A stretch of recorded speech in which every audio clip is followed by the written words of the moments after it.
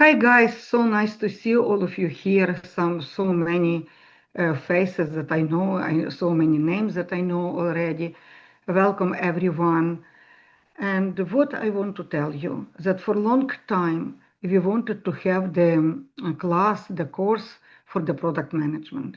The reason is that product manager skills are becoming essential for every technical professional. It doesn't mean that only QA or developers or engineers.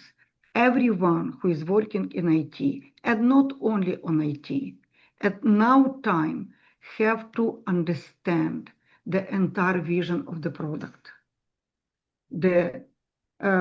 Everyone cares about the quality. Everyone cares about the final product. Everyone understand that we can make the revenue, that company can make the revenue, company can make the money only if everyone in the team on the same page share the same vision and other stuff. If you, we expect to get in this class from what we discussed with Felix and what is my vision now. You will be able to explore how to transition from QA or any other engineering profession into product management, and how product management knowledge and thinking helps everyone in any profession: QA, development, DevOps, business analysts, and others. So at this point, I also want to add that we were thinking about this class for a long time. Somehow it didn't happen. Either instructor was busy or we had the schedule that didn't work. Finally, we got this unique opportunity.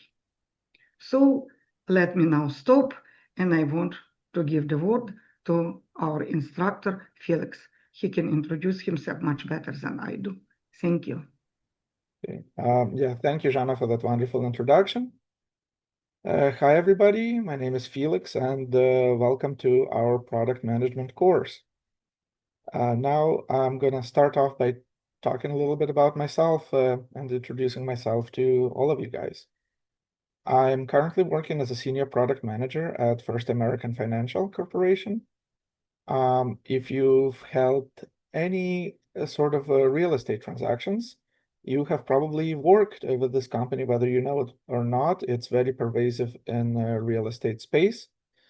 They do things like refinancing, title insurance, homeowners insurance, property reports, and play a major part in many transactions that occur in the real estate space in the United States and Canada.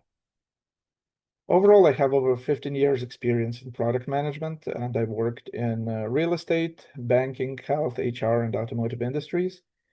The previous companies where I worked include Silicon Valley Bank, where I managed their commercial lending platforms. I also worked at Ernst & Young on their HR application for hiring contract talent called Gig Now. That's widely used even many years after we've initially put it together. I also worked on a common project between Ernst & Young and Johnson & Johnson for tracking cell gene therapy treatments. Besides that, I worked in automotive resales industry for companies ADESA and Openlane. I graduated from Santa Clara University as a software engineer, and at some point I transitioned from that software engineer role into product management and have been doing product management happily ever since.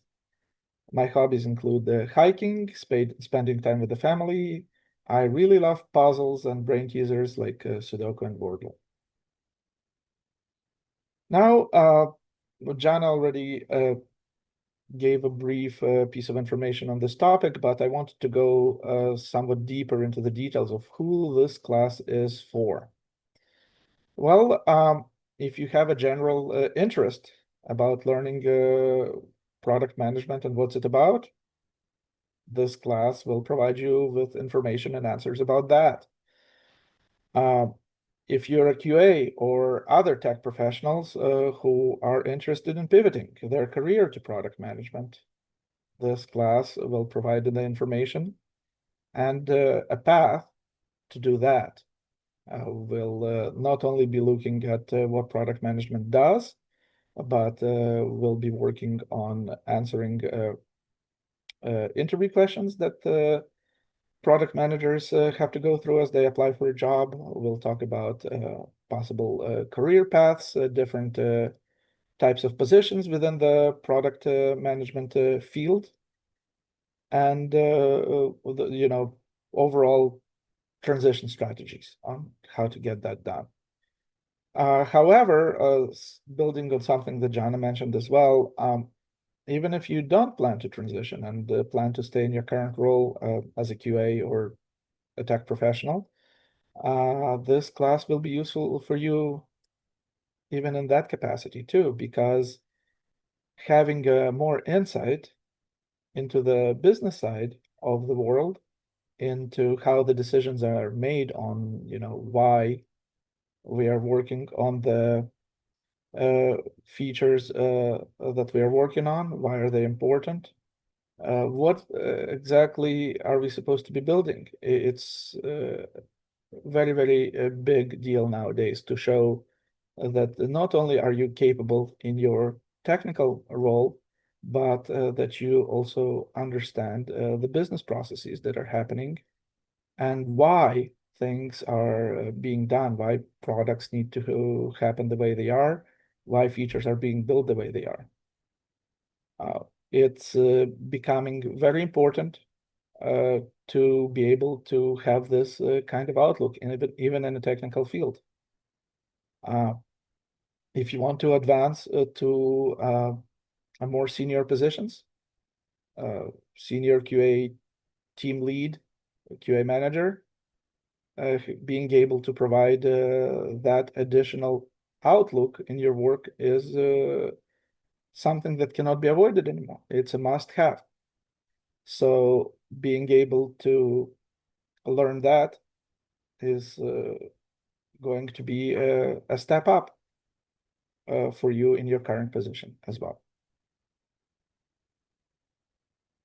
Okay, now let's talk about why QA in particular are strategically positioned to move into product management roles.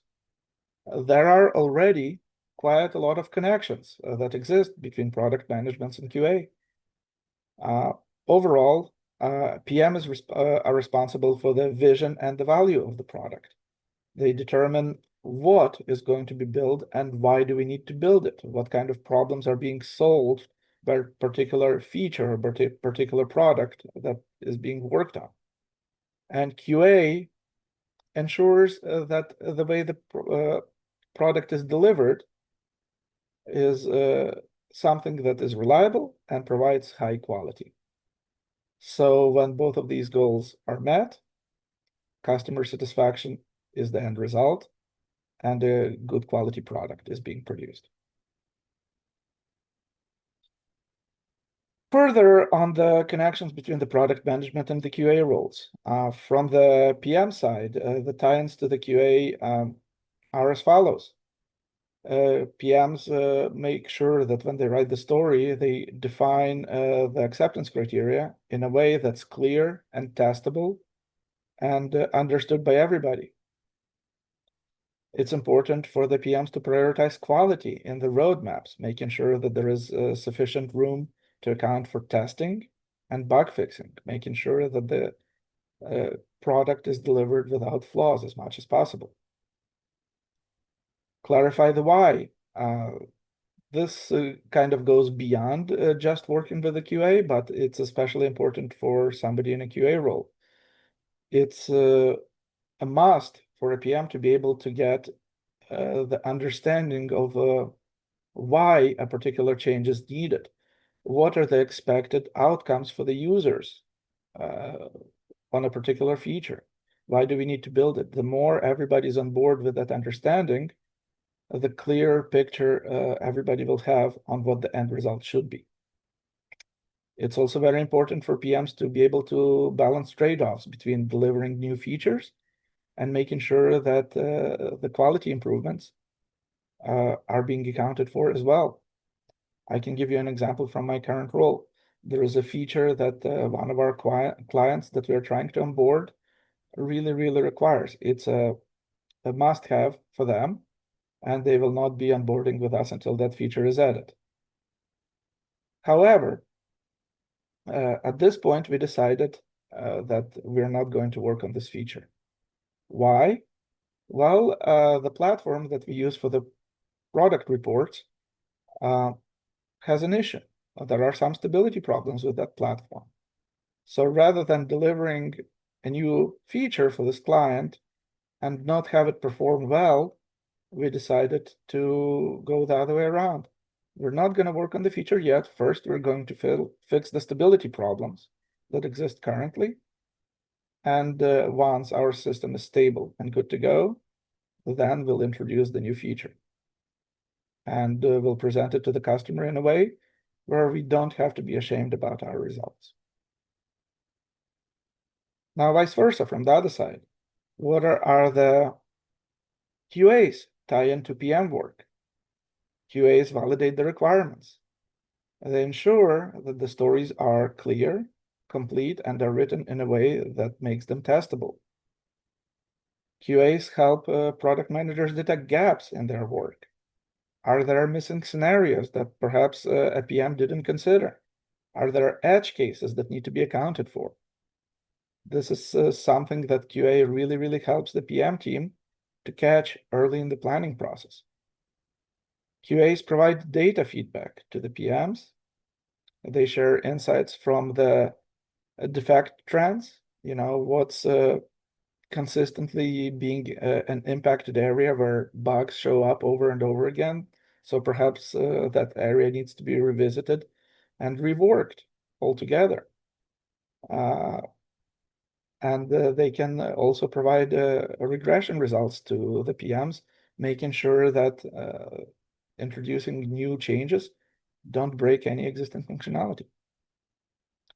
And ultimately, it's QAs who are the first line of defense when it comes to safeguarding the user experience. QAs ensure that the final product behavior is as envisioned by the PM and matches what users expect.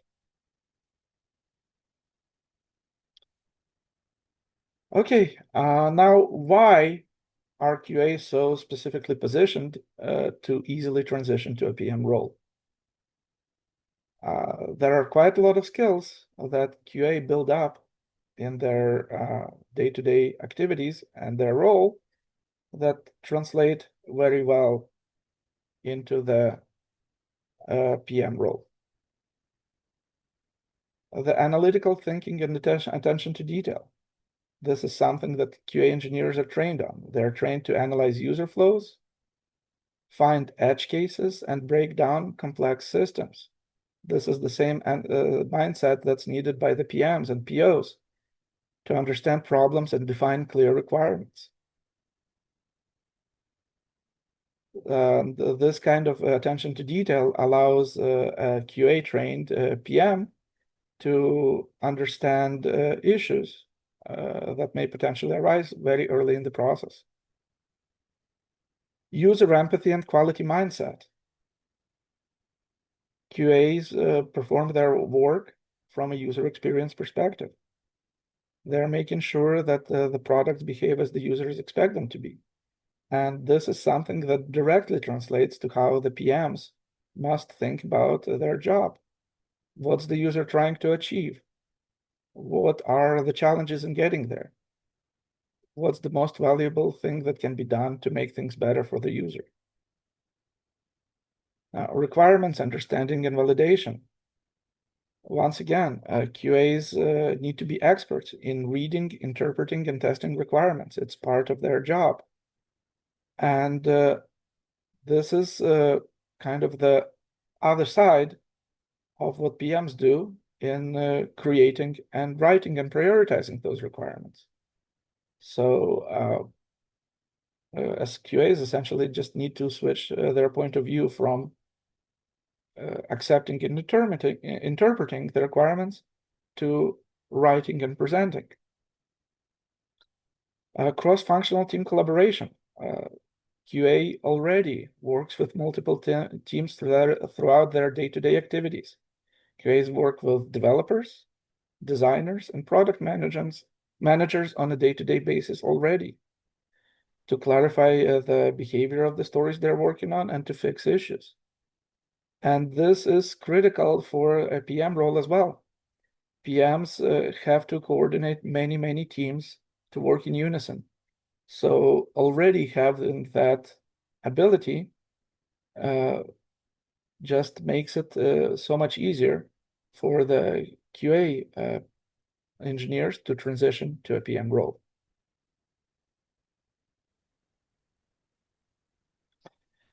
Okay, so yeah, Agile is essentially the workflow of choice for pretty much every single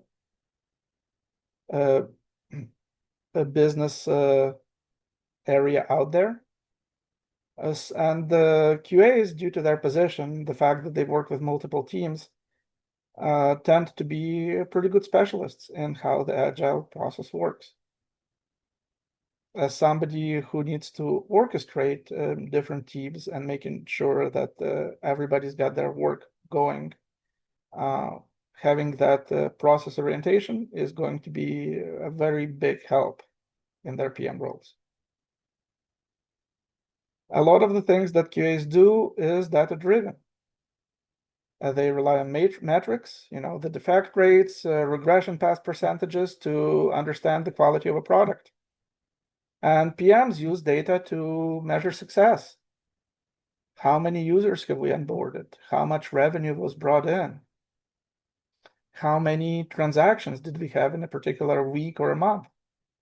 So this idea of driving decisions based on data is something that translates very well into a PM role as well. And also risk awareness and prioritization.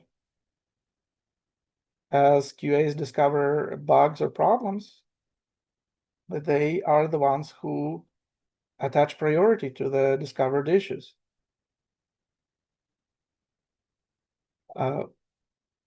Similar kind of prioritization ideas are really important in a PM role. We need to prioritize different features, different stories. It's entirely possible that a single PM will work with one team of developers on multiple products or features, and they need to pick and choose what goes first, what goes last. So having this ability to prioritize is something that's also going to be very useful in a PM role.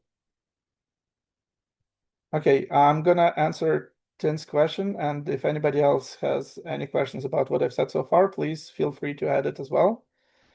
So his question is it normal for the PM role to be traveling frequently?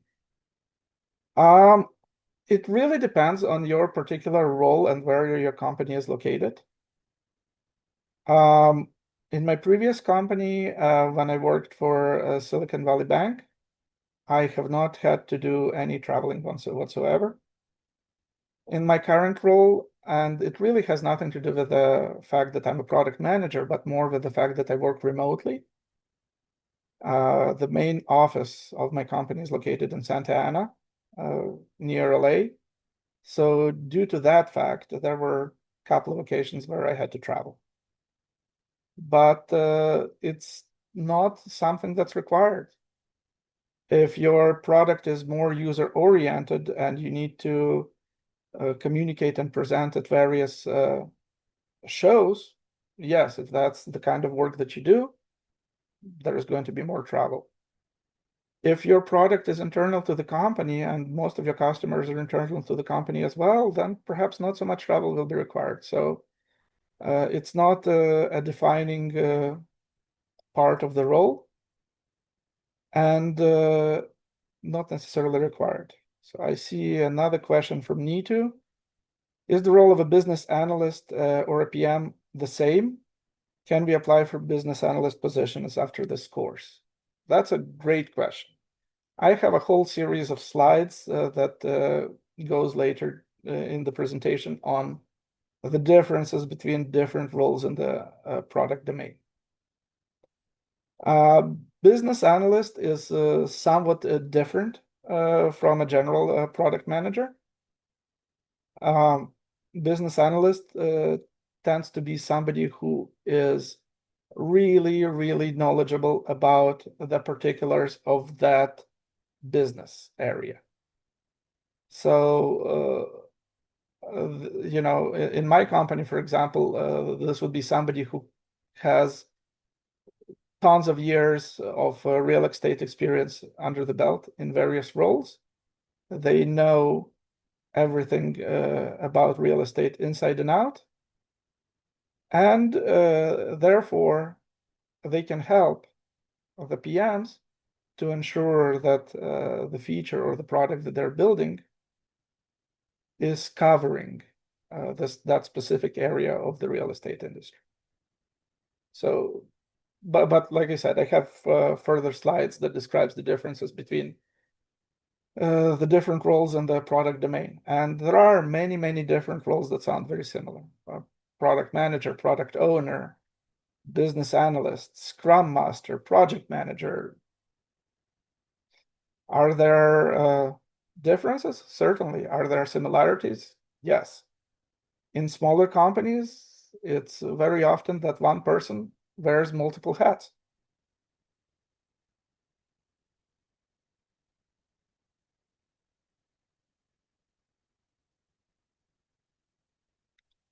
All right, so two more questions. If you want to go from QA to a PM job, how do you do that when all your previous jobs were in QA? So I was planning on talking about that as well. But well, there are really two things that you can do. One, course like this will help, but it's not going to do anything on its own. You really ought to practice by yourself. So pick a product that you enjoy using, or a site or an app. What do you think would make it better for you specifically? Okay, you come up with several ideas. Well, do you think you are the only one who will benefit from the changes that you came up with? How can you verify that there might be others who are interested in working on those changes, in having those changes go live? How can you plan to have those changes happen? Can you break them down into a roadmap? What do you deliver first? What do you deliver next? What might stories look like for implementing those? The other part that you can do is in your day-to-day work. You work as a QA, sure, but as I mentioned in this slide and the previous slides, there are a lot of collaboration points with the PMs. So similar kind of exercise. The product that you're working on right now, what can you think of that will make it better? Engage with your PMs, talk to them, tell them about your interest in transitioning to a more business-like role. Hey, most of the people out there are nice. They will support you in your desires and will help you along the way. Perhaps ask them to write a story or two on the smaller tasks. Get your experience that way. And you know, eventually, if a PM position opens up within your company, that's kind of the best way of transitioning. They already know you in your current role. They know what you can do. They know what kind of a person you are. You will be considered likely before outside candidates. That's really kind of the two-part answer as to what you can do to really make the transition happen. Okay, and there is another question. Felix, what tools are you using as a PM, and how your working days look like? Well, there is going to be a little bit more on the day-to-day tools that we use on a daily basis as PMs. So more answers on that, but in general, Confluence or similar type of tools for recording documents about our products, our features, laying out how it works and how things are in general. Jira for tracking the roadmaps, tracking the development work and the backlog.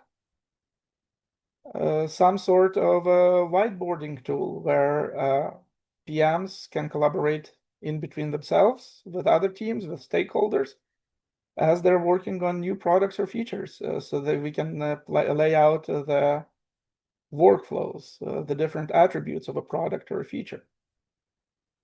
And I'll do a bit deeper dive and name some more tools that are commonly used in product management. And the tools that I'm going to name specifically, besides Jira, essentially all of them have some sort of a way for you to get a free version for personal use to allow you to practice on your own in using those tools and having your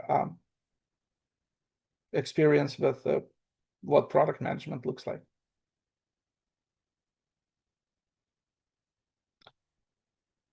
Okay, so moving on. What additional skills are needed? So these are skills that are not necessarily built by QA or technical engineers throughout their regular day-to-day activities. Product strategy. This is something that's going to be, in many ways, brand new learning experience. To understand why a particular feature is needed, why should we build it, when should we build it, and that sort of thing. Customer discovery. So this is working with users and your customers and stakeholders, understanding what are the gaps in the existing product or features and what can be done to fill those. Prioritization frameworks. While yes, certain amount of prioritization is something that QA already does, as I mentioned, but now it needs to shift somewhat. It's no longer, what's more critical. It's, well, something may be critical, but if it takes a lot of effort to make the change, maybe we're still going to put it off a little bit more. If there is another feature that delivers a similar kind of importance, but that will cost us less time and less effort to build. So this is something that's going to be somewhat new. Business acumen and understanding the business decisions and making sure that the changes that are happening to the product ultimately tie back to the business and company goals. For example, let's say there is a proposition that comes down from the upper management that, hey, we'd like to increase user engagement on our site. And that's going to be our #1 priority for the next quarter. So as you work on a particular product or a feature, something that should always be in the back of your head is, well, this change that I'm working on, how is it going to make an impact in bringing more customers to our site? And having that as you work through the different priorities and figure out what to work on in what order, this is something that's going to be somewhat new to somebody who's coming from a technical background. Stakeholder management, another very important skill to have, and the skill that's going to be somewhat new for tech background people. I've already mentioned that PMs collaborate with a lot of different groups. And ultimately, they're the ones who work with business and C-level leadership to make sure that any work that gets done by their teams matches the business desired outputs. And you may have multiple stakeholders pushing for different things at once. How do you balance that? How do you make sure that everybody stays happy? And if somebody needs to get said a no to, that you do it in a way where they won't get upset and will understand where you're coming from and come over to your side in understanding. Okay. Any questions further? Would you speak about your previous teaching experience? I don't really have a lot of previous teaching experience outside of my work. I have mentored new product managers as they come to join the companies where I worked before. Several of them came from technical backgrounds, and myself, I came from a technical background as well. So I have empathy for somebody who comes from that background and have that sort of knowledge and understand them very well. But that's really the extent of my teaching experience. This is a first class that I'm teaching that's outside of my day-to-day job role. But overall, at this point, I think I have, let me count it up a little bit. I have essentially mentored 7 different new PMs in the companies that I worked in the past. There is a question from Andrew. I feel like PM role requires someone who likes working with people because of customer discovery and collaboration with other professionals. Is my feelings accurate? A people person, that's what I'm trying to say. Yes, that's fairly accurate. Bulk of the positions in the PM field will require a lot of human interaction. You're taking information from the customers as to what they want. You're taking information from the executives and the business as to what they want. You process it all, and you put together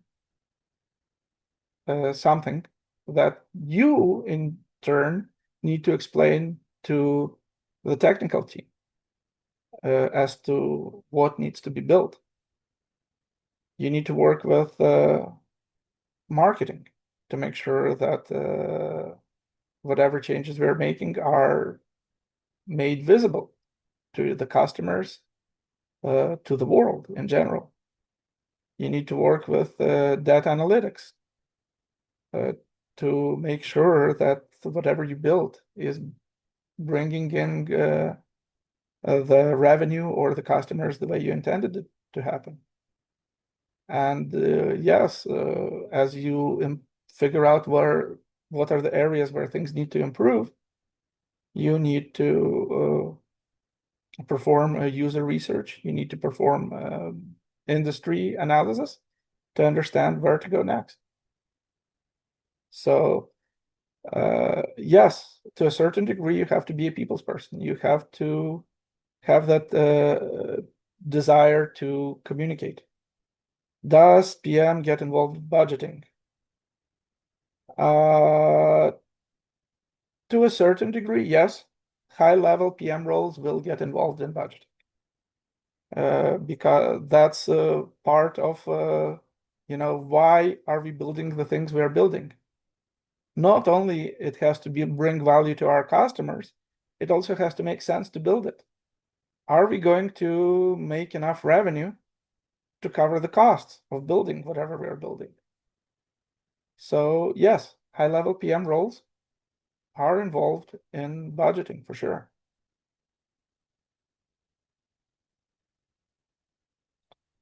So is it fair to say that you're a tech person who's learned how to speak and deal with non-tech people and have gotten good at teaching other tech people to do the same? Yes, to a certain degree, yes. It's a little bit more complicated than that. But on some very high level, yes, I'm a tech person who learned how to break outside of the just looking at any problem from a strictly tech perspective. And I learned to look at the bigger picture, so to speak. And as a part of that, I learned how to deal with a lot of different people who are involved in working on the products from different angles as well. Hopefully, my answers answered all those questions that you guys have. And I'm going to move on to my next slide. This is a sample career path of somebody who wants to go from a technical career into a product type career. Now, is this the only path that somebody who's a QA engineer is capable of taking? Absolutely not. A QA engineer can stay within the QA role, become a senior QA lead, QA manager. That's definitely one path. QA can decide to transition into a full software developer role. Why not? QAs interact with software developers quite as well, and grow that way. And also because QA have quite a lot of interactions with PMs and even business, depending on the specifics of your work, this is another open path that lends itself to somebody who's in a QA position. Grow to a certain point in your QA role, transition to a product owner, start off small, working on a particular small feature, grow into a full-fledged product owner and product manager. Any questions, any thoughts so far that you'd like to share? I see one raised hand. Please speak. Yes, it's me. Yeah, I just see here this example of career path, and as a person with more than 25 years of experience in QA, in software testing, I saw there's so many different career paths when people switch from QA career so fast to business analyst, to product owner, to they became the scrum master and product owners, product managers, skipping some parts like seniority or even team lead and other stuff. Because from all my experience, just this is not even the question, but the comment, QA works so close to PM, to product management. They have to share the vision, in my opinion. They have to, those the people who most, probably more than anybody else in the company, care about the quality, about the final product.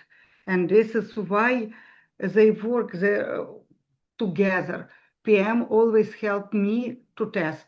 Guys, believe it or not, product managers, not developers, but product managers and business analysts helped me and our QA team to test. We helped PM to triage bugs. We helped them to prioritize tasks. We help them to review and analyze all the production issues. Okay, Absolutely. to mention that Felix, this is the great example of the career path. But I personally know many people, including our students, including our graduates, who switch to the business analyst and product management positions. Mm, not, Yeah, as I said, this is just an example. Really, every company, every single person has their own situation. If you're in a smaller company or in a startup environment, these tend to lend themselves better to various position transitions because, hey, the team is small already. You have no choice but to wear many different hats as it is. So yes, thank you for that comment, Jana. Yeah, this is just one example. Do you really have to go from QA manager to senior QA to QA lead before even considering about moving to product? Absolutely not.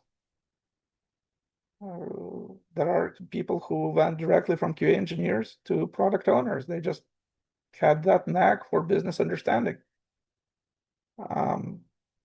So yeah, this is just one example.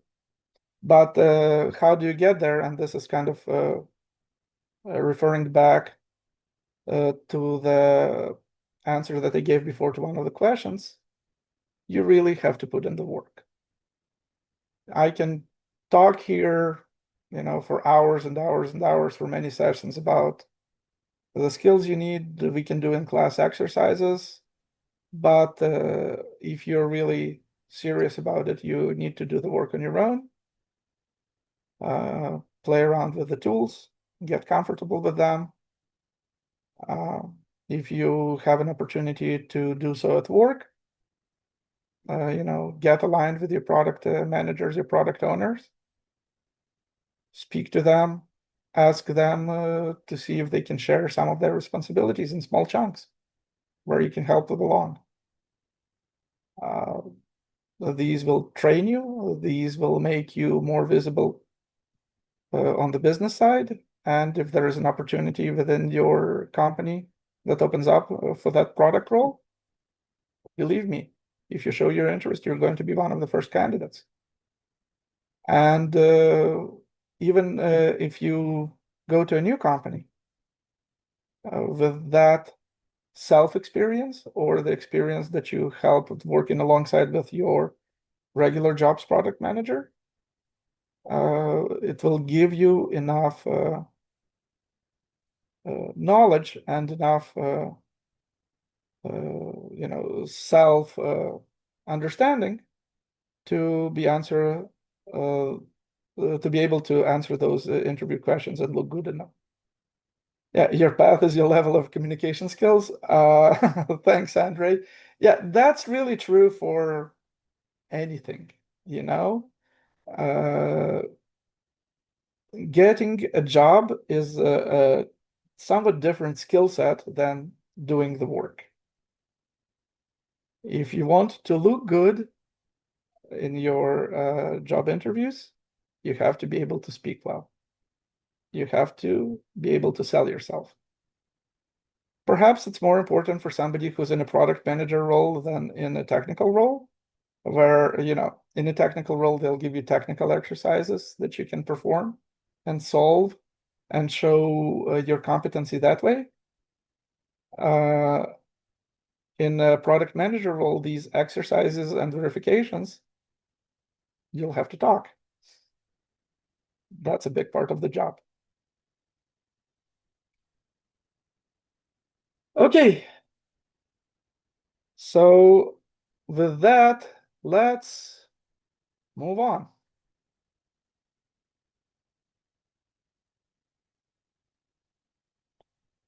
So what's product management? Let's start with a very simple basic question. Well, what is a product? And you can please put in your answer in chat, or if you'd like to speak up, go ahead, do that as well. Please share your ideas. What do you think a product is?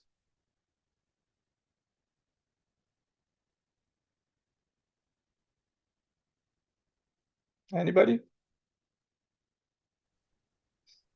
Can be anything. Yeah, one of The the reasons software why that we a product is kind of difficult to define. Exactly, Andre, I love your answer. What customer needs. That's pretty much it. Yes. A product is anything that can be offered to a market to satisfy a customer needs or desire. It can be physical items, services, experiences, just anything that meets a customer demand. And products can be very, very different. For example, physical items, car, going to a grocery store and buying bread, that's a product. Clothing, that's a product. Services, this class on product management, that's a product. Getting a haircut, that's a service product as well. Staying in a hotel, using various email services such as Gmail, financial or tax software, entertainment, gaming software, Netflix movie streaming, these are all service products. One category that can also be added is experiences. Going to a sports event, like a soccer match or a concert, having a dinner at a fine restaurant. These are all products. So a product really is anything that can satisfy a customer need. And all businesses make money by selling products in one form or another. So if a product manager is somebody who's responsible for products, as you can guess, considering that everything that businesses make money on is a product managers are probably pretty important people.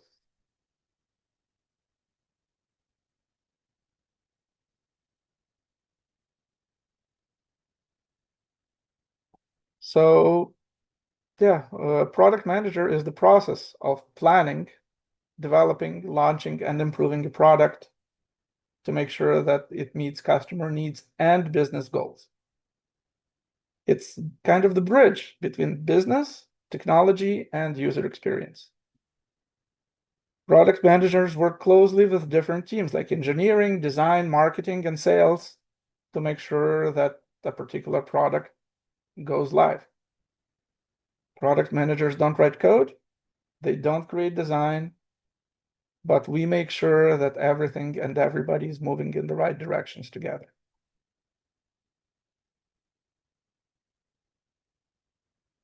Product management is kind of the glue that holds product development together.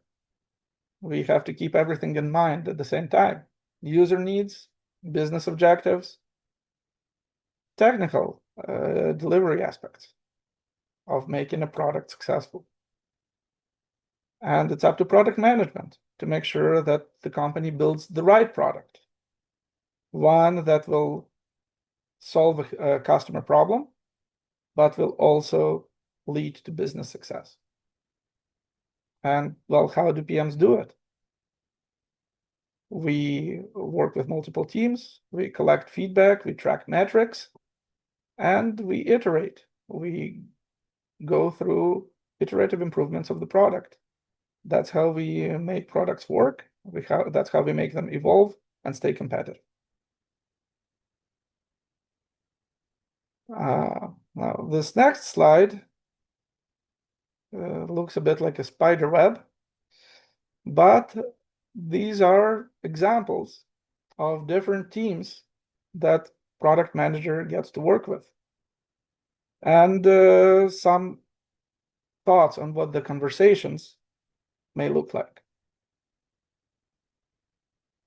So with executive and leadership, what one conversation that might be, if we delay the release for 2 weeks, we can double our onboarding conversion rate because we'll be able to finish a feature that will drive that. Engineering and development, what's a conversation that can happen there? We want to add one-click checkout to our application. How complex would that be to implement in this sprint or the upcoming sprint? Design, user experience team, Let's test 2 versions of the onboarding flow and figure out which one leads to higher user activation, which one brings in more users. With QA, let's make sure that the new payment flow handles expired credit cards correctly in a way that doesn't really break things. Data analytics and business intelligence teams, Can you help me understand why user retention dropped 10% in the last month? With the marketing and growth teams, new feature is going to solve a big pain point. Let's get a word out there to our customers. Let's create some launch messaging for this feature.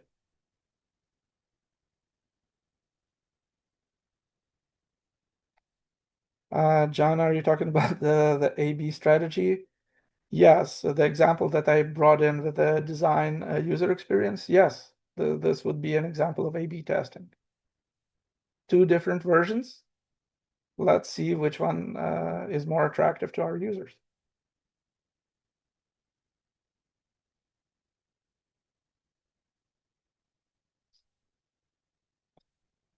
How strong is the Spider-Man in a small company?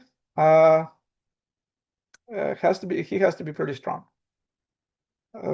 Because there are multiple aspects of product management that can be spread through different product management roles, which I'll go into more detail a little bit later.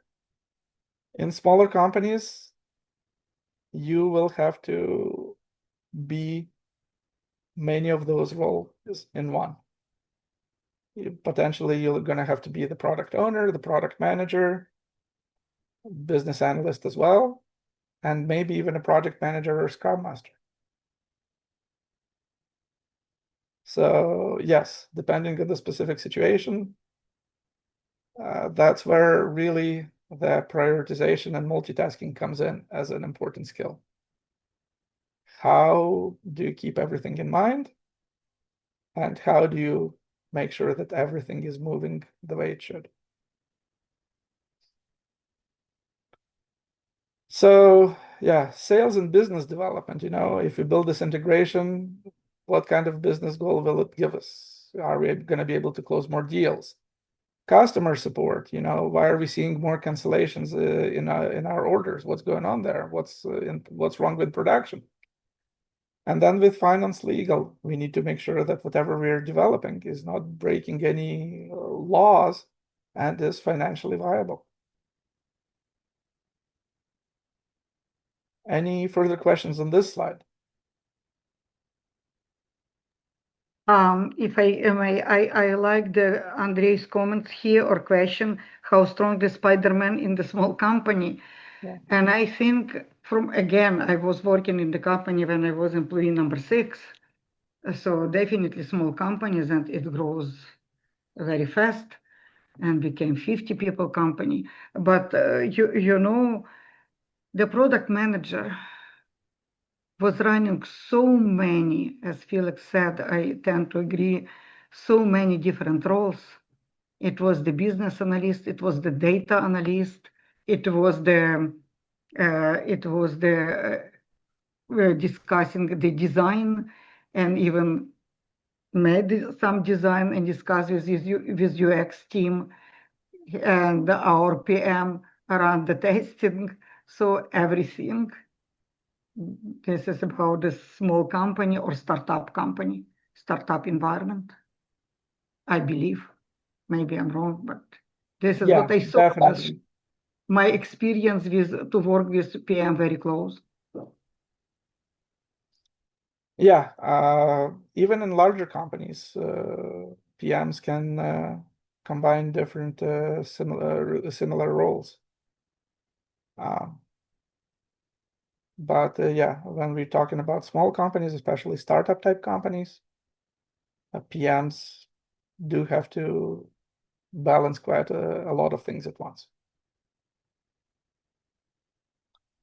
Now, by comparison, let's take a look at the communication role of our QA. What are the teams that a QA professional gets to work with on a regular basis? And you'll notice, while it's a smaller list, it's really, besides the DevOps, it's more or less the same group of people. Yes, there are more on the PM slide, but QAs also work with engineering development. Of course, it's in a somewhat different form. It's in the form of discussing bugs or behavior that was discovered during testing. When it comes to the design team, once again, it's verifying that the actual design that was built matches the original intended design. There is ongoing communications with product managers and product owners, and we've already spoken quite a lot about the details there. Like this is an example of a gap that QA may have discovered in the acceptance criteria written by a PM. Show an error for invalid emails, but what about blank? Should that also be considered an invalid entry? And DevOps, making sure that the build has been deployed successfully and that everything is up before you start testing. And then customer support, which is also another team that tie in with the product managers.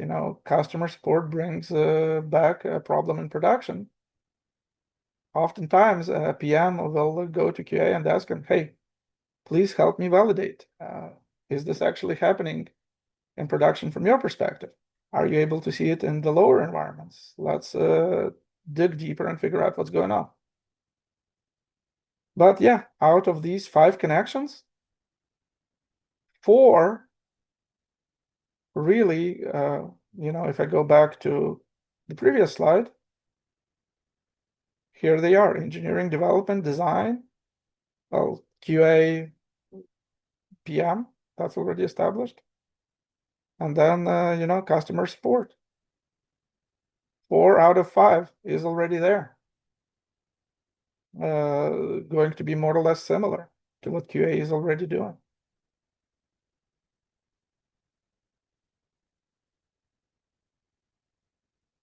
Any questions?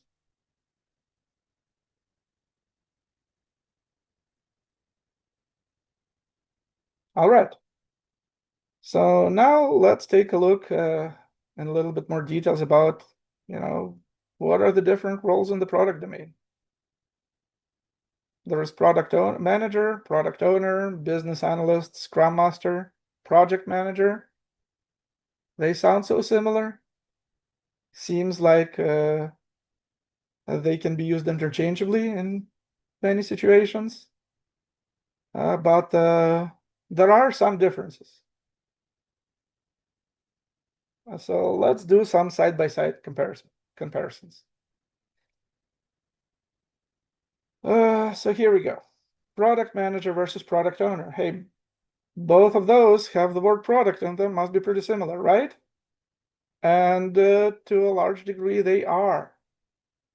A product owner is kind of a smaller, more focused version of a product manager. Product manager defines the product vision, strategy, and long-term goals, while the product owner will work more closely with the development teams.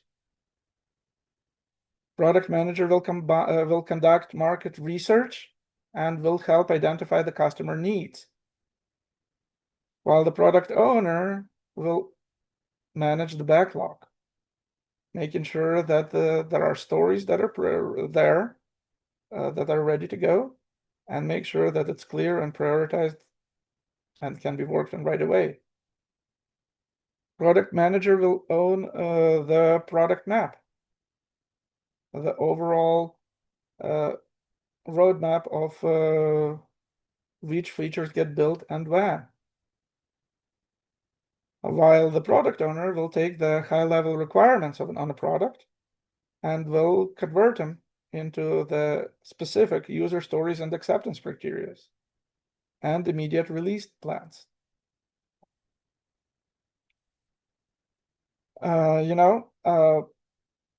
It's more up in the product manager domain to make sure that the product goals align with the business objectives and with the stakeholders. And it's usually the product manager that makes sure that the key performance indicators or KPIs are being met. And these are things such as revenue growth, user retention, and that sort of thing. And product manager will often represent the voice of the business and the customer. While the product owner is somebody who will participate in daily scrums, sprint planning, retrospectives. It's a role that represents the voice of the customer in the Scrum team. And it's up to the product owner to make sure that each sprint delivers value. So if you want a real world comparison, for example, a product manager versus product owner, product manager is more like a flight planner.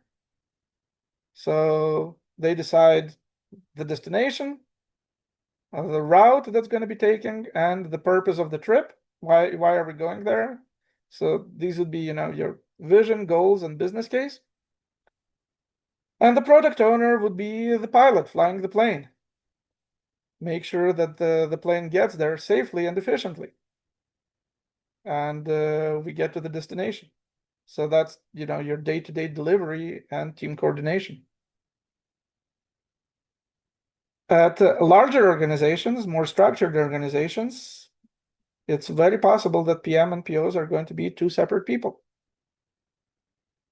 with the PM being somewhat more senior to the PO. But smaller teams or startups, very often it's the same person. They both manage the strategy and the execution. So it's really more of a situational type thing. What's your mindset? What's your specific company situation and that type of thing? Well, how about a product owner versus business analyst? Well, product owner is somebody who defines specific story criteria, and business analyst, well, business analysis, that sounds very similar as well.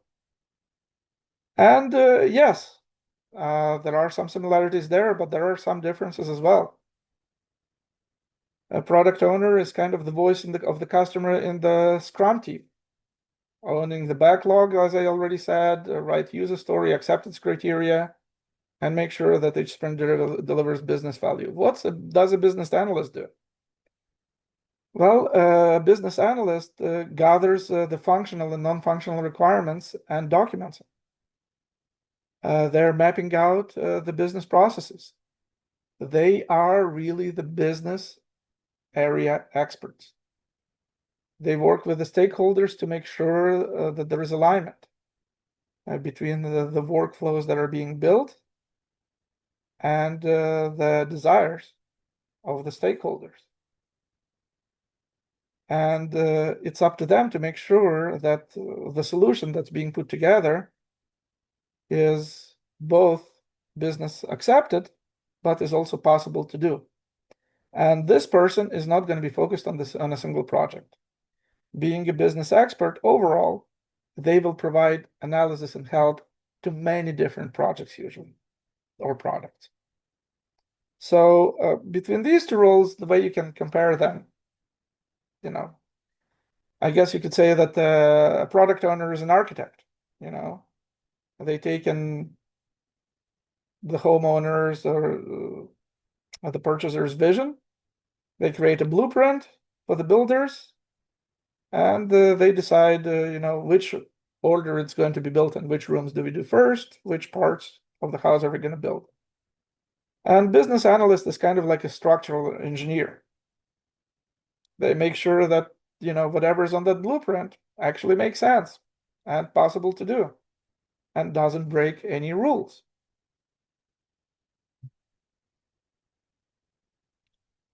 Hopefully, my comparisons make sense. But yeah, once again, can these roles be combined? Well, it depends. In larger organizations, well-established big businesses such as real estate, fintech, businesses that have a lot of rules, usually there is going to be a separate business analyst role. These are guys who have a deep understanding of how that specific business works, and they will help provide the technical workflow and analysis details to the product owner and product managers. In a smaller company, or perhaps in a business that's not quite that detail oriented, both roles can be combined. A product owner will often be the BA and will lay out those business workflows themselves as well. And in those few instances that are still around where the traditional waterfall product lifecycle model is used, then there is probably not going to be a PO role overall. There is going to be a business analyst because they really don't have anybody working with the teams on a short-term basis. And longer term, it's something that BAs can take on in a larger project in a waterfall type environment. It's probably not going to be something that you'll encounter. As I mentioned before, pretty much everybody's agile at this point in time, but there are a few companies out there that still resort to waterfall type building. Okay, well, how about product manager versus project manager? Both of these guys are managers, so there's got to be some similarity there too. Well, yes and no. I would say that product managers and project managers are probably further apart than product manager and product owner. Project manager is somebody who focuses specifically on execution. These guys make sure that the timelines are being met, that the deliverables happen at the right time, and that all tasks happen as they should. They help manage resources and dependencies and risks, and they track progress. While the product manager is, more about the vision and the strategy. They want to make sure that the customer needs are being met. They want to make sure that business goals are being met, and that the overall product roadmap is being worked on, while the project manager gets more into the nitty-gritty of the delivery. So once again, in smaller companies, can one person do both? Yeah, certainly. In a startup environment, a product manager will also be in charge of all the deliverable details, making sure that the risks are taken care of, that the timelines are being met. Yeah, their role gets expanded to be a project manager as well. Okay, and how about the Scrum Master?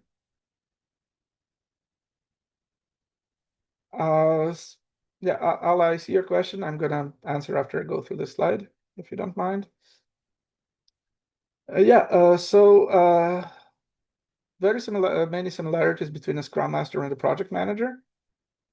They both focus on making sure that the deliveries happen in the right time and the right way.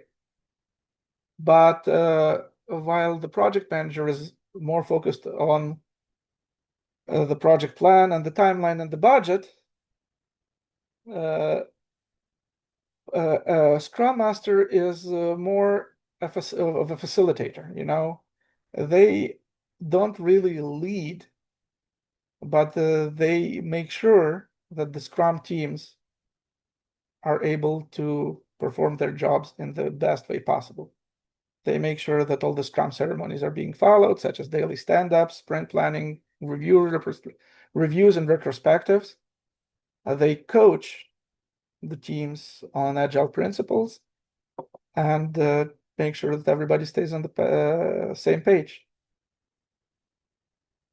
and they make sure that the team deliveries improve from sprint to sprint. So while there are similarities there are some differences as well. One can think of a project manager as a team coach, for example. They plan the game strategy, they assign roles, they monitor performance, and then they report results. And the Scrum Master is more like a team captain. They make sure that the team stay focused on the goal. They resolve any internal issues within the team, people not getting along or teams not following prescribed schedules and that sort of thing. And they make sure that everybody is being effective in their role.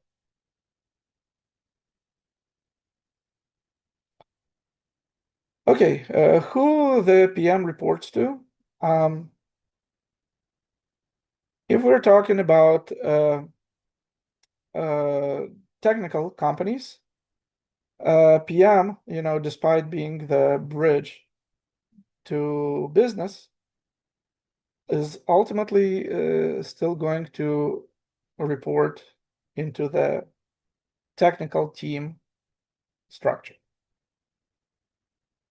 There are situations where PMs are more aligned with business.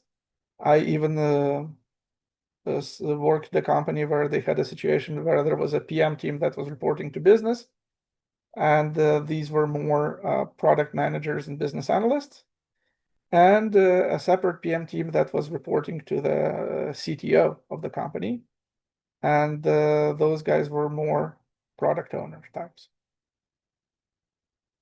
Hopefully that answers your questions. But yes, product manager is not a pure business type team member. They're still more aligned with the delivery part of the workflow.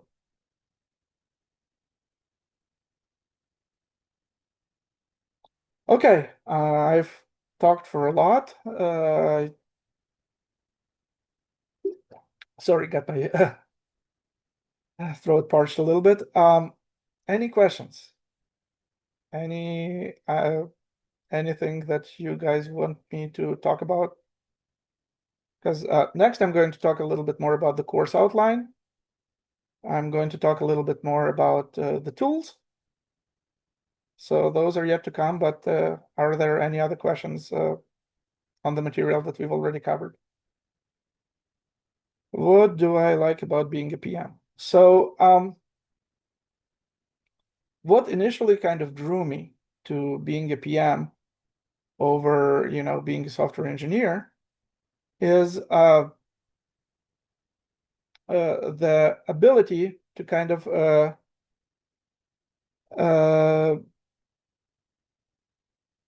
draw my own path. As a software engineer, yes, I have a certain amount of freedom in determining how I go about solving a particular problem or, adding a particular feature. But it's not me who made the decision of what feature to add and what I should work on. As a product manager, ultimately, I get to be the one who makes a lot of these decisions now. Yes, I need to make sure that whatever I ask the team to work on makes sense. If we have business goals that need to be met, we need to make money. We need to make sure that somebody's going to make use of whatever I'm asking the team to build. But being that decision maker is something that attracted me quite a lot versus being a software engineer. What don't you like about being a PM? It's a job with a lot of responsibility, which can weigh heavily sometimes, especially as you near a release deadline and you see things that are not working quite as well as you expect them to be. These things can get on your nerves. This work can be stressful, but I suppose anybody who works on a deadline has gone through the same experiences. The fact that you get to work with a lot of teams, when everything goes well, when people around you cooperate and get you and flow with you and they're on the same page with you, that aspect can be wonderful and it's great. But what if you happen to be working with somebody who doesn't agree with you? Especially if this is somebody who's high up the chain of command, a C-level executive, for example, who you need to convince that what you're trying to offer to make the team build is the best course of action. Situations like that can be frustrating because after all, I am not a reporting manager for a lot of the teams that I work with. I need to persuade them. I need to convince them that what I'm trying to do, what I'm asking to do, is the right thing. I cannot just order them, hey, I'm your manager, go and do it because I said so. Doesn't work that way. So if you have somebody who's stubborn, who just doesn't want to go along, that aspect of the job can be very frustrating occasionally. But, people are people. Once again, doesn't matter which position you're in. Ultimately, you work with people to one degree or another. So, yes, you have to learn to deal with it. Definitely more so in the PM position than in many other positions. But it's something that I've learned to accept and appreciate. And definitely when you're able to overcome something like that, the satisfaction feeling is wonderful.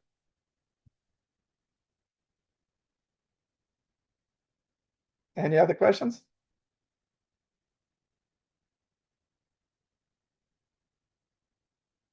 All right. So moving on.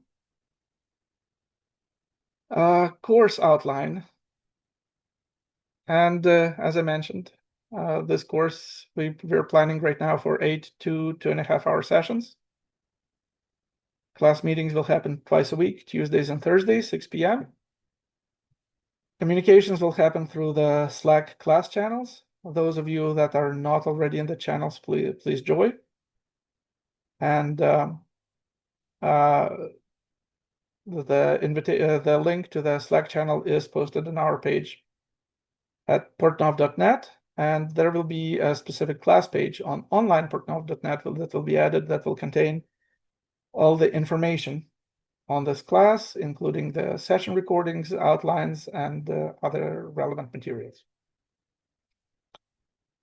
Quite a lot of the folks on the call, I'm just looking at the different names, they speak Russian, it seems. So if there is a need to discuss anything additionally in Russian, that is something that's available. I do speak both languages without any issues, so that's an option on the table.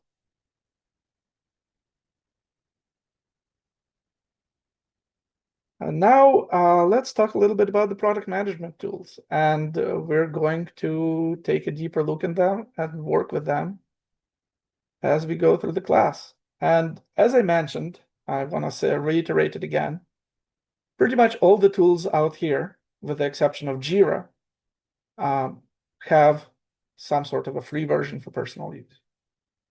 So by all means, feel free to create an account and work with these tools on your own leisure. I think if you're serious about moving into a PM role, this kind of experience is going to be very helpful. But let's talk briefly about what these tools do and what they're used for. Asana. So it's a task management and a project tracking tool. Helps build roadmaps and do strategy planning. With a lot of different teams and a lot of different responsibilities to balance at the same time, this tool is absolutely paramount. It's very important to keep track of the things you're working on and the tasks that you need to do. And it's very easy to lose sight of things without writing things down. Asana provides a good interface for making sure that everything stays in your head and doesn't get lost. Jira, once again, I'm sure that quite a lot of you come from a technical background and have worked with Jira, so I don't need to explain much there, but Agile project management, development and QA work tracking, use it all the time there. Slack, and there are certainly other alternatives that many companies use, Teams, others. But yeah, great communication tool, allows for chatting, quick collaborating, conference calls, something considering the amount of communication that the PMs need to do, it's going to be your day-to-day tool. Miro, it's another wonderful collaboration tool for collaborative design and whiteboard when you work with other PMs or in collaboration with business analysts or stakeholders.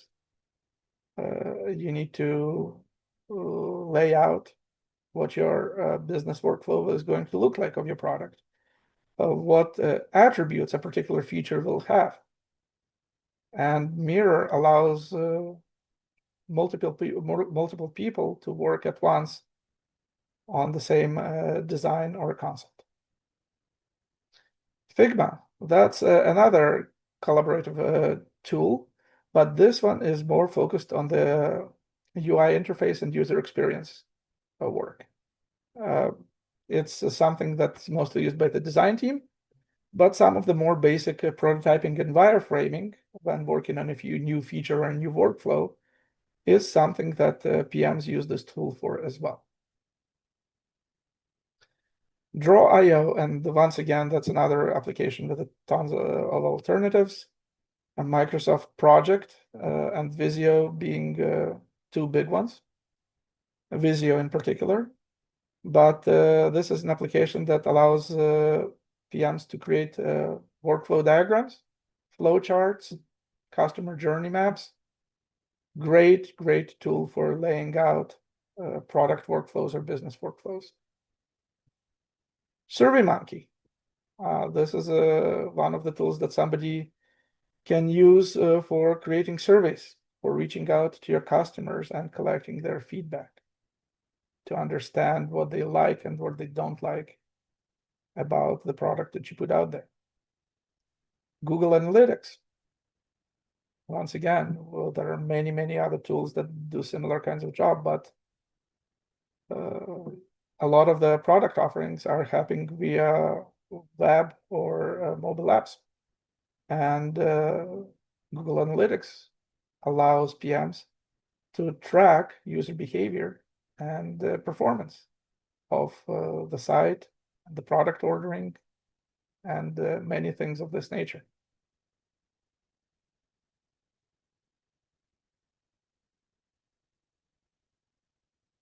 Okay. So yeah, these are some of the tools that I use on a day-to-day basis in my position right now and in my previous job positions. Are we going to use at least most of those tools in the class? Yes, we're definitely going to have group exercises that will focus specifically on how a lot of these applications work, if not all of them. I also understood, sorry to ask, I also understood that some people have have concerns about how practical is going to be the class. Is it going to be a lot of theoretical stuff, just rules and other stuff, or are you going to have with us, let's say I consider that I also want to take that class, some practical exercises? Are we going to work on some, I don't know if I may use the word project, and to review how to improve what? Yes, so yes on both questions. No, There is going I to be really want to understand yeah. Let me expand on that. Yes. Yeah, sorry. No Okay. worries.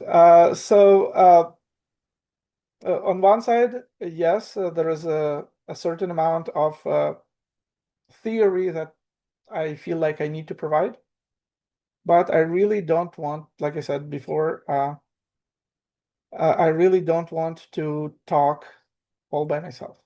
Now, I'm planning to have this as an interactive class where we're going to have exercises and participating sessions.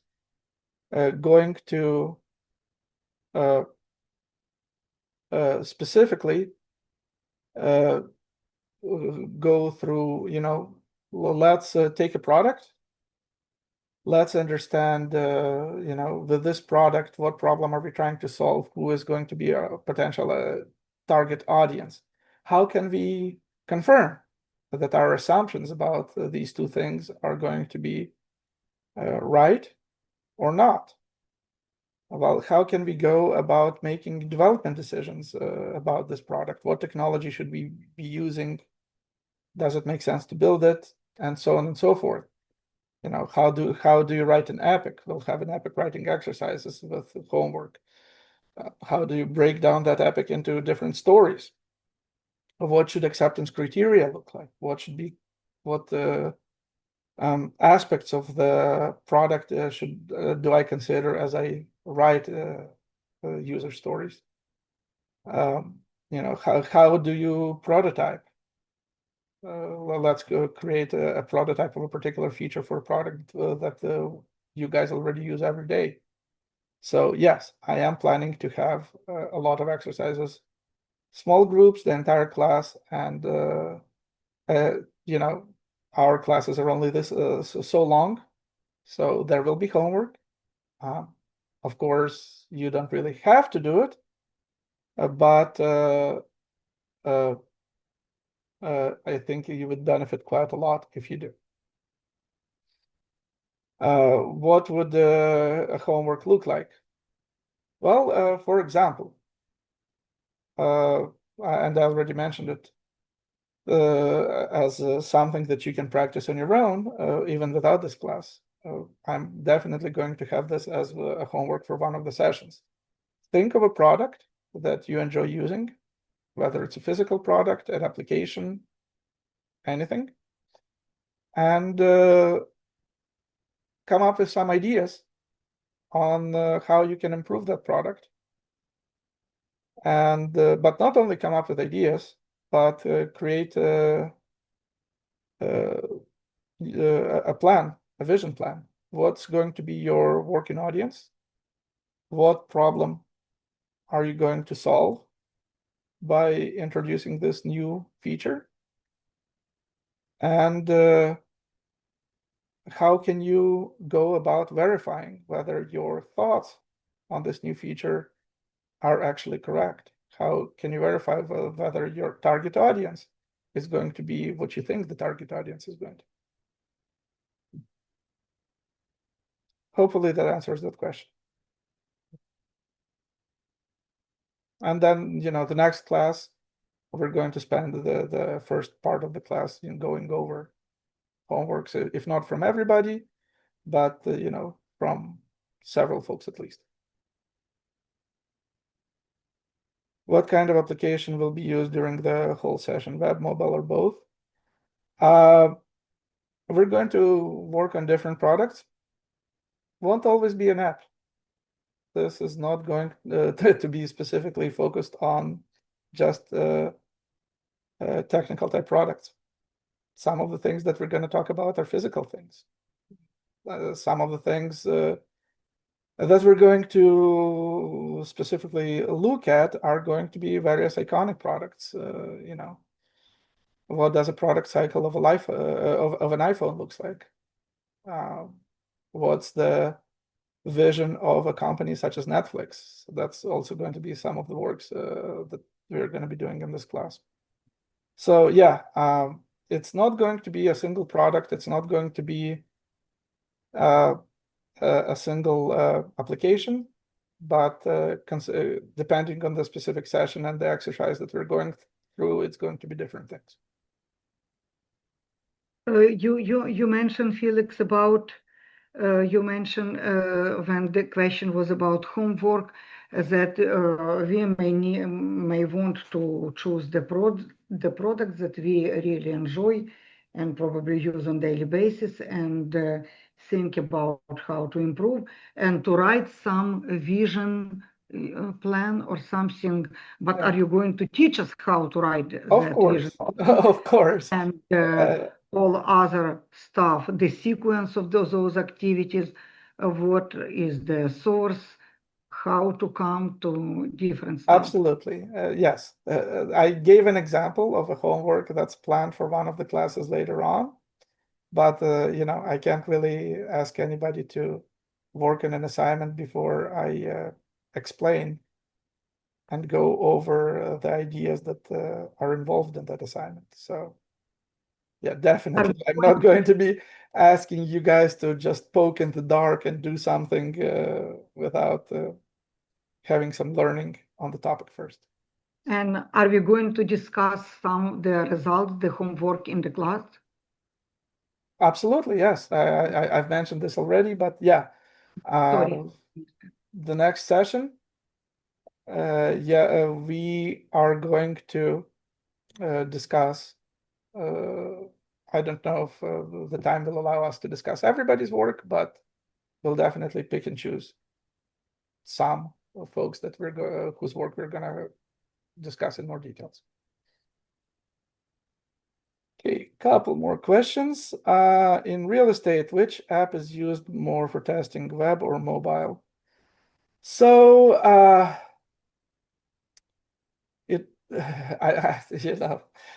the most famous answer, it depends. But if you talk about the specific role that I'm positioned at in the company, the application that I support is mostly an internal application in terms of UI. We generate various real estate reports, and those reports are used by real customers. But in terms of seeing the UI of our application, all that is internal. These are various business analysts and business users who are in charge of configuring these reports and making sure that they produce the information that the customer are looking for. So in our case, the UI is entirely web-based on your regular desktop computer. Then there are other aspects of real estate where mobile is pervasive. For example, signings. The notaries meet with the clients. Oftentimes, they drive to their homes or whatever places where they agreed to meet, such as Starbucks cafe or something. And in those cases, they will use whatever mobile tool is available with them, a phone or an iPad, to perform the work. So in my particular case, I work more with the web, but there are other people who work more with the mobile apps, depending on what they're working. Of course, guys, what I want to say is that immediately become the if let's say I'm working in QA, let's say you are working in QA, and understood even from your questions that many of you work in QA field now, or probably any other, the customer support or DevOps or any technical position or other stuff. So what I would like to tell you that already when you already work in the company. You already understand how, because you are doing QA task, and you work very close to all other teams, including product management, including product owners, including business analysts. We all work together next to each other already. With I do believe, I pretty much sure that in this class we will get not even the core skills, core knowledge that will lead us to updating our resume. And we definitely help you with that. You definitely get the certificate about the course, but it's not most important. Most important is that they will help you to update your resume with all the product management skills. Besides of that, we definitely will have, thank you, Felix, that you mentioned about the interview questions, and probably we will ask you to have even some mock interviews about such stuff with the graduates. So I think that the transition, of course, we already, Felix said that you have to work close to PM to have that transition. But again, I'm sure that from your experience, from my experience, I can talk about myself. I can talk from your Nargiza experience. We discussed it before. I can talk from some other people that I just talked. They work so close with product marketing people, with CTO, QA, that we definitely understand the responsibilities, the stuff, the skills. And I truly believe that transition can be much easier, much easier. I know our students, I know how we work.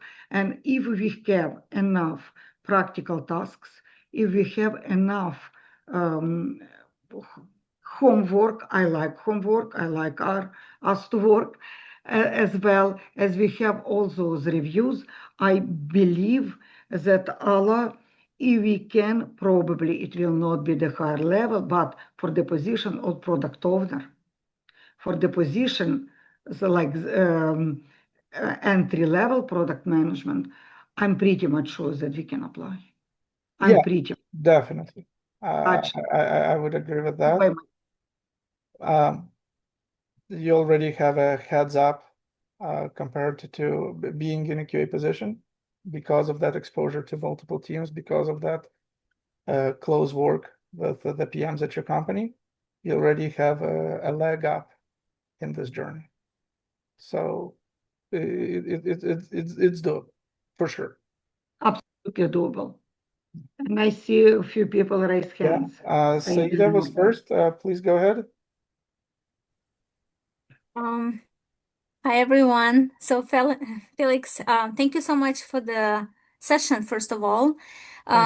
Second, my question is about my experience and putting stuff on the resume. So currently I work as a data analyst for a small company, but because it's a small company, I wear multiple hats.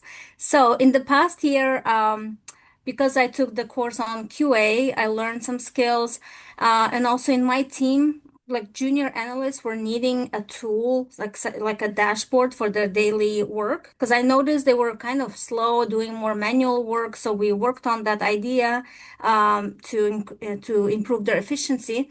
So then I came up with this we talked about all the features they needed for the dashboard. So then I turned to our developers and I gave them I created the ticket, and then I was QA myself, like when they were with there it, you I was go. thinking how it works. So is this something I can add to my resume? Because it's not in my job Absolutely. description, because I do analytics mostly. But then I like, for example, another product that I helped working on is like the broken links, for example, for the ops team. Just because it's such a small company, it's very natural for me to be between all the teams. So is this something I can add? Yes, absolutely. So this is one thing that, the small companies are excellent for. Yes, it's a ton of work. They keep you very busy, So but is you it are not able. gonna look Like, doesn't it look funny, like if my position title says data analyst and then I list in the skills or projects I did, if I include project management skills? No, it does not. Yes, you can mention that your position is data analyst, but because specifically, when you start talking to somebody, you can mention, hey, officially I was a data analyst, but due to our company size, I really was also doing QA work. I also had this project for which I had to do PM work. These are definitely quality things that you can put in your resume, and they will be something that the companies will be excited to see. Okay, thank you. Right. And I believe that to your current resume, we definitely can add more. You can add, and I will help you. We will help you, everyone, to add more appropriate bullet points. And even your position can be the data analyst slash product manager. Right. Data analyst You can slash business analyst. yeah, you Because can it's definitely very related, and it's not the border. He is white, he is black. It's everything is overlapping so much that I truly believe, again, from all my experience, for everything, it's definitely doable, workable, and I don't want even to think about that we need the 3 years of experience or something like that. No, I don't want to say no. Of course, again, different path, different change, different switch, but it's absolutely doable. Saida, whatever you just said, by the way, nice to see you here. It's great to see you too, Zhanna. Yes. Thank you so much, guys. Zhanna, I'm yet to get back to you on the QA skills to be added to my resume. I just never completely finished that path. But this course Wonderful. caught my eye just because I really enjoyed the product management part in my work, because everything else gets redundant, and with this one, it's just so exciting. I feel Yeah. like maybe it's also due to Absolutely. like being extrovert, like when you like talking. So maybe that's It definitely helps. okay. Thank I'm you. pretty much sure that Felix will help and prepare everything and everyone. Sorry, Felix, I'm talking for you. Yeah. But I think that this is the purpose of our class, of this particular class, as I mentioned in the beginning, that we were waiting for a long time because many our graduates, and not only our graduates, why I'm just talking only about the graduates, many people that came here, some came probably even to understand, even, to do the very well, to have to the next level of the leadership in QA, by the way, which is very important, to the supervision of the product, because it's also a lot of, it was the Spider-Man. I love that the slide very much. And, I believe that we can make similar slide for the QA, because again, even to grow very much to the QA manager, believe it, I know what I'm talking about, and everything, it's also to understand the aspects, the strategy, the approach of product management. It's already this is the one side of the big figure. But of course, it is also very, very important and very doable and very possible to move and more or less smoothly from QA to the product management. Maybe not the head of product management. And what is very important that Felix mentioned, I wasn't sure very much, but I was listening very careful that, hey, product management, I just before I just thought, oh my God, we all should have the MBA to be the product management, to work in product management field. But what Felix just said, that still considered more technical than the business, And Felix, by Right. the way, what you mentioned in the beginning, when you were talking about yourself, you switch from development field, Yeah, not the business field, to the product management, right? that's correct. Yes, I was a software developer before moving to Right, a PM role. So sorry that I interrupted, but I just really wanted to explain a little bit more of what are expectations and what we discussed with Felix earlier before the class.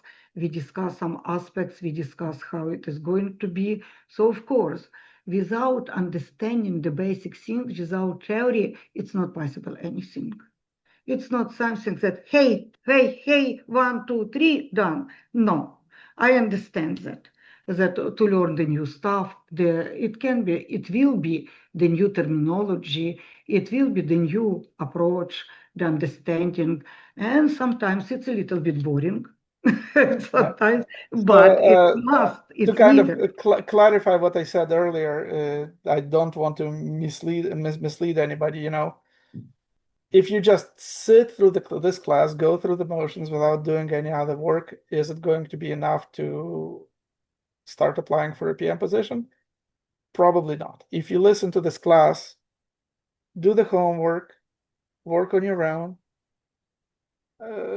try to be proactive in PM-like tasks at your job currently, yes, all of that combined will give you a good basis to start applying. And definitely, you know, anything that I can do to help you on your journey to get there, I'll do my best. As I mentioned earlier, we are definitely going to be going over interview questions and how to answer them, how to get into the way of thinking of how product managers think. And we have one more person who has a question. Margot, please go ahead. Yes, hi again. Thank you for this session for both of you, Joanna and Alex. And I have a few questions. First, there's my friend here. She's listening right now, and the question is, not everybody, Joanna, working right now in some companies. Some of us like just came to US, we just studying, we just trying to understand, to learn the system, the things. So if she's just studying right now, she's not working as a QA.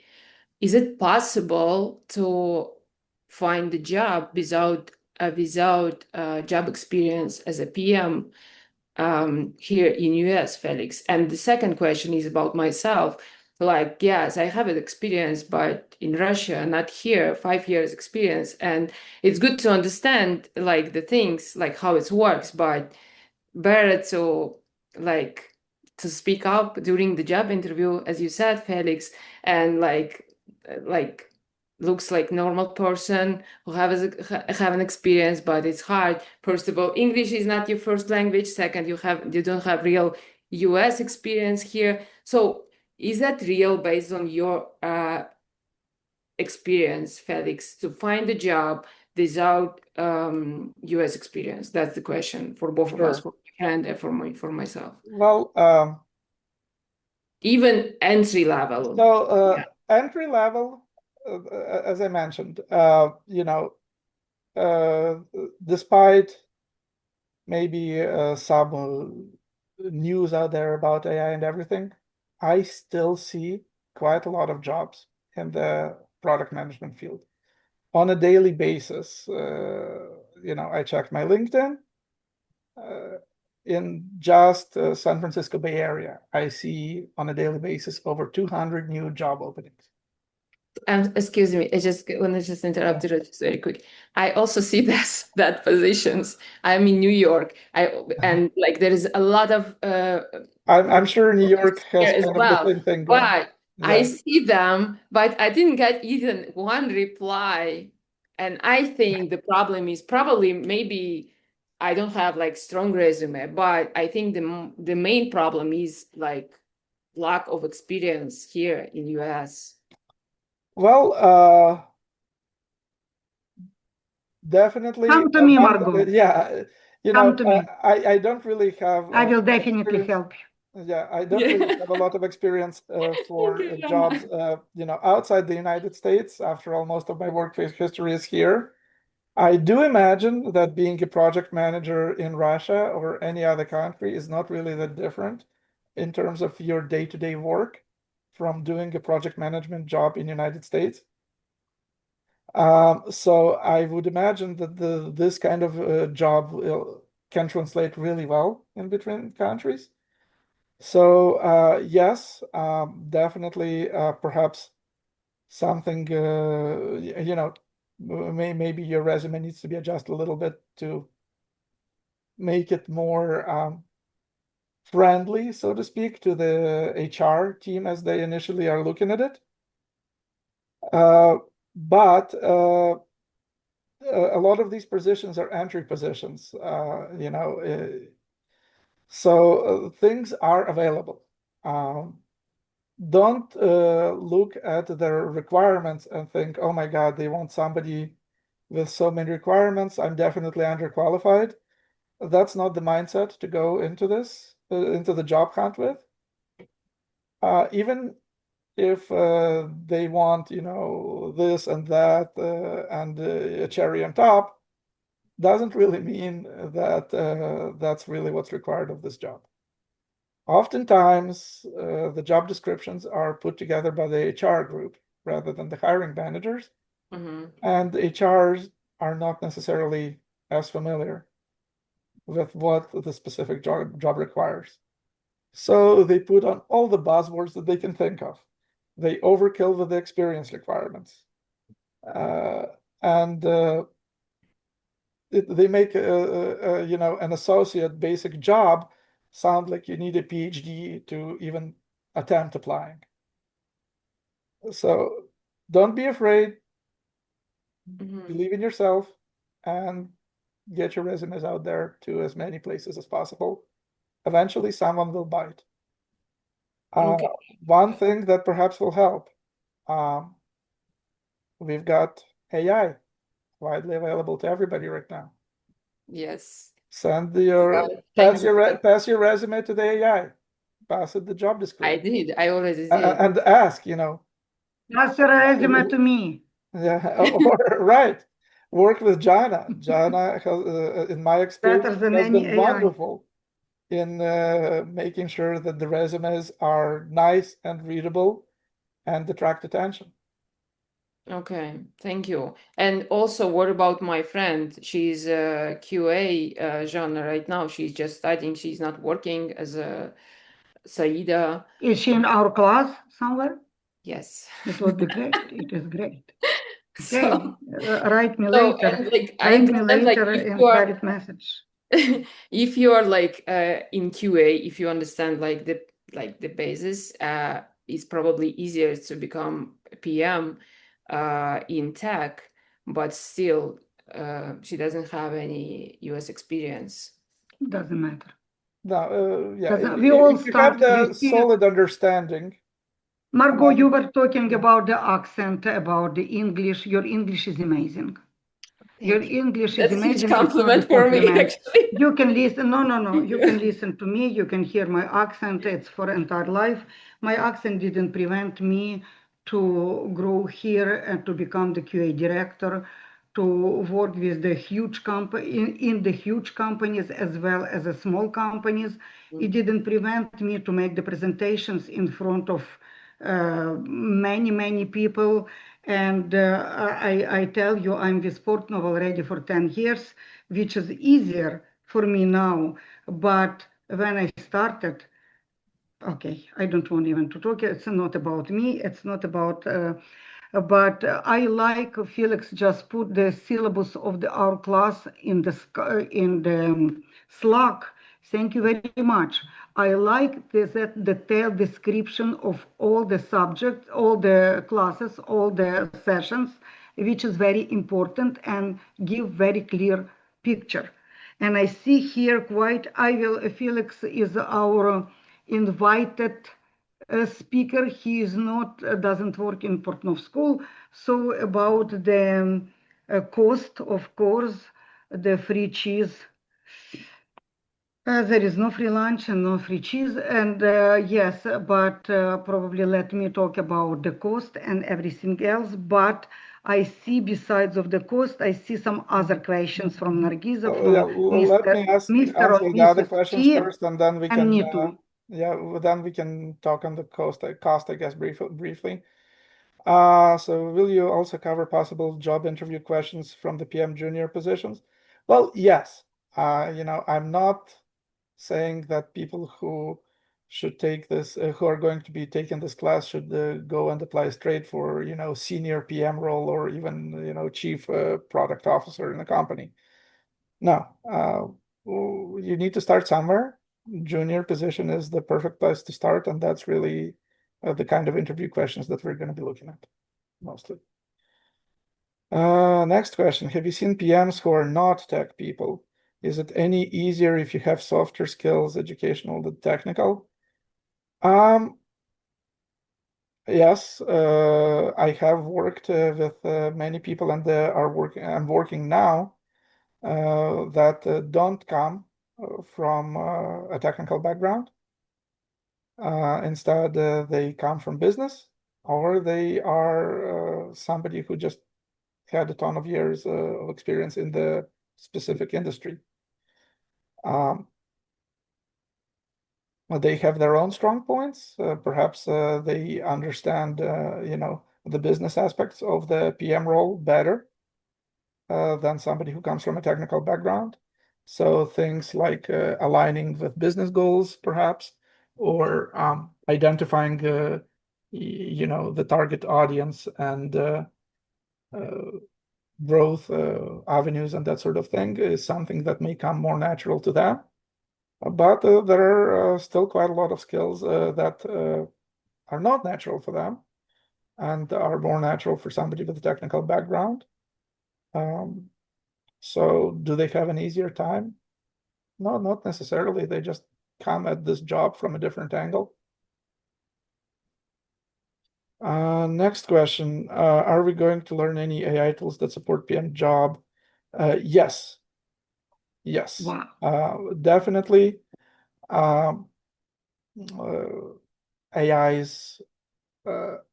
tools are wonderful.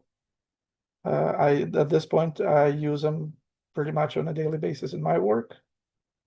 They help write product requirements documents. They help to take those product requirement documents and translate them into user epics and stories. So we are going to go through how PM uses AI tools. That's part of the course. And AI is everywhere right now. As I don't recall who exactly said it, but one of my colleagues said an interesting phrase. At this point, if you're not using AI, you're already behind. So it's a big, big part. Even if you don't scare me, Felix. Even if you don't use it in your product, because not every product it makes sense to have an AI component, but you should use it in your day-to-day activities. They definitely help take out some of the busy work. Okay, we are over time at this point, so I'd like to close things down. In terms of class cost, this is what let me talk about this. So guys, of course, it's not free, but the price is so amazing. So yeah, I just afraid even to say, because you will be wondering. He in Portnov with Mikhail Portnov. He cares about community. We care about community. And the situation is, guys, for our students, we don't have former students. All of you, our students, if you graduated 5 years ago, if you are still in the class, if you are still our students. If you pay, guys, with Zelle, it will be only $500. Only $500. Why I mention about Zelle, you also understand. Because those terrible fee on the credit cards, this is the business. It's not my decision. I just speak about it. It was a lot of discussion about the price. We understand that sometimes it's not easy, but you have to understand this price. It's not comparable to anything. And I'm pretty much sure that it's probably one of the best investment that you're going to make. No doubts at this point. I'm serious. Again, please, we have on the Slack, we have the, yeah. It's easy again. We are our students, most of you. I'm not sure if everyone, Margot just mentioned about the friend who is now studying and other people. And again, it's not even me. It's not Felix. It's mostly our administration. And we are here, guys, for you. We are here for you. And this is the reason, another reason why we came with the product management course. I don't want to say course, because it is very important. I realized that I had to take during my career tons of the classes, just to become the good QA, to grow in QA career. Believe it or not. So PM is the product management. As I started our class today, when I just joined and wanted to introduce prior Felix, I just said, I really understand that it is essential. Now, in our companies, with our job, QA is not just somebody who is click, not anymore. Such QA is not needed by anyone. But QA who knows, who understands, who has input about creating user stories, understanding the product strategy, can share some vision, can help. I always say, who is QA? Helper. And I don't afraid of that word. Helper. Helper of whom? Product manager. Helper of whom? Developers. This is what I am, who I am. This is what we are doing. So we must, I use the strong word, must understand the product management. And I know many people, including our students, who already even don't want when I remind them, hey, you remember you were QA. Jana, I'm product manager. I'm not in QA. Many our people did it. They were working by themselves. They grew up, as Felix mentioned earlier, in their company. But it absolutely everything possible. Because again, if you are QA or you are learning, studying how to become QA, you're already involved in that very much. So I told you in the beginning, sorry to repeat, but this is what happened. We were looking, we understood it. We talked to many, we always talk to, we have huge network. We talk to product managers, we talk to QA managers, and we understand the needs. We try to make everything that works great. Irina just put here all the stuff, and you see the registration payment links. Even I can see here. Thank you. Thank you, Irina, that you shared all that information with us here.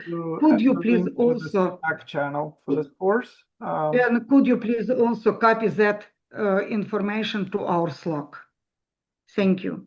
Thank you, guys. Oh, Felix, thank you for putting here the Slack stuff as well. So this For is those of you what I that want. are not on Slack and are interested in joining the class, please join the Slack channel.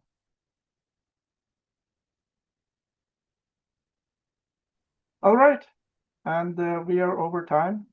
Thank you very much for joining our session today.